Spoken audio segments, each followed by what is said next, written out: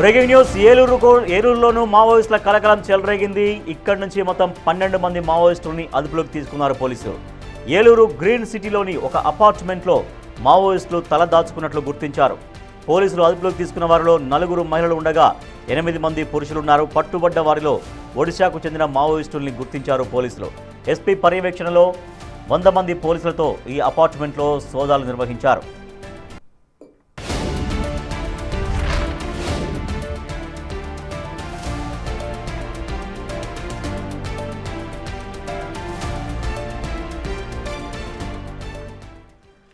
ఏలూరులో 12 మంది మావోయిస్టులను అదుపులోకి తీసుకున్నారు. దీంట్లో 8 మంది పురుషులు, 4 మహిళా మావోయిస్టులు ఉన్నారు. మరింత సమాచారాన్ని మా ప్రతినిధి సాగర్ అంది. సాగర్, ఆ కాలనీలో, ఆ గ్రీన్ సిటీ కాలనీలో ఎప్పటి నుంచి వాళ్ళు ఉంటున్నారు? 12 మందిని అదుపులోకి తీసుకున్న నేపథ్యంలో అక్కడ స్థానికుల్లో ఎటువంటి ఒక ఆందోళన కనిపిస్తోంది? రాజేష్, ఏలూరులో మావోల కలకలం చెలరేగింది. ఏలూరులోని గ్రీన్ సిటీ ప్రాంతంలో ఒక ఇండివిజువల్ హౌస్ లో నివాసం ఉంటున్నటువంటి సుమారుగా 12 మందిని పోలీసులు అదుపులో తీసుకున్నారు. మధ్యాహ్నం 12 గంటల ప్రాంతంలో task force, octopus, grey hounds అట్లాగే డిస్ట్రిక్ట్ ఆర్మ్ రిజర్వ్ చెందినటువంటి పోలీసులు మొత్తం 100 మంది ఏలూరు జిల్లా ఎస్పీ కొమ్మి కిషోర్ పర్యవేక్షణలో గ్రీన్ సిటీ ప్రాంతానికి చేరుకున్నారు. మీరు చూస్తే నా వెనకాల ఉన్నటువంటి ఈ ఇంట్లోనే పైన కింద కూడా మావోయిస్టులు షెల్టర్ తీసుకున్నారు అన్న పక్కా సమాచారంతోనే పోలీసులు ఇక్కడికి చేరుకున్నట్లుగా తెలుస్తుంది. చుట్టుపక్కల వారు ఒక 20 రోజులు అవుతుందని చెప్తున్నారు. ఈ ఇల్లు మనం చూస్తే కనుక అక్కడ వడ్లపూడి నాగభూషణాచార్యులు, ఆయన రిటైర్డ్ ప్రిన్సిపల్ అన్నట్టుగా చెప్తున్నారు.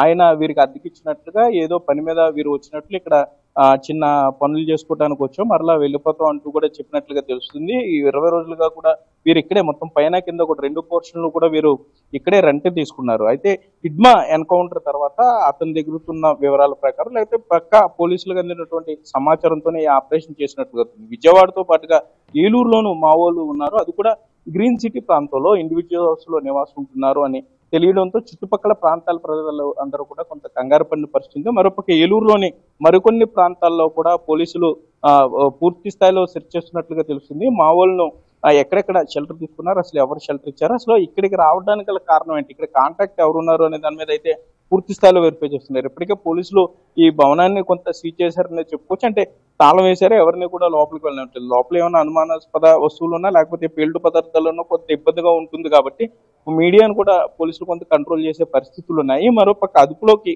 తీసుకున్న 12 మందిలో 8 మంది పురుషులు, 4 మహిళలు ఉన్నట్లుగా తెలుస్తుంది. 4 మహిళలు కూడా యువతులుగా వారు ఉన్నారు, కొంత ఏజ్లోనే ఉన్నారు. యువతులు అంటే కాలేజీ దశ దాటి ఉన్నారు, వారు కొంత యాక్టివ్ గా ఉన్నారని కూడా చుట్టుపక్కల వారు చెప్తున్నారు. మరోపక్క వారు అసలు ఇక్కడ ఏలూరులో షెల్టర్ తీసుకోవడానికి గల కారణం, ఇక్కడ షెల్టర్ ఎవరు వచ్చారు, ఇక్కడ కాంటాక్ట్ ఎవరు అనే దాని మీద కూడా పోలీసులు పూర్తి స్థాయిలో వెరిఫై చేస్తున్నారు. మీరు చూస్తే కనుక ఈ మూల అంటే వీరు ఇంట్లో భోజన పదార్థాలు కావచ్చు, అయితే బయట నుండి తెచ్చుకునే కావచ్చు, మీరు చూస్తే ఒక మూల వారు తిన్న పదార్థాలన్నీ కూడా అంటే ఉదయం వారు వాడిన అవి కూడా డస్ట్బిన్ సంబంధించి కూడా మీరు చూడొచ్చు. మొత్తం అక్కడ పెరుగు డబ్బాలు కానీ బయట నుండి పార్సిల్ సుమారుగా ఇది ఒక 3 రోజులకి చెందినది ఉంటుంది.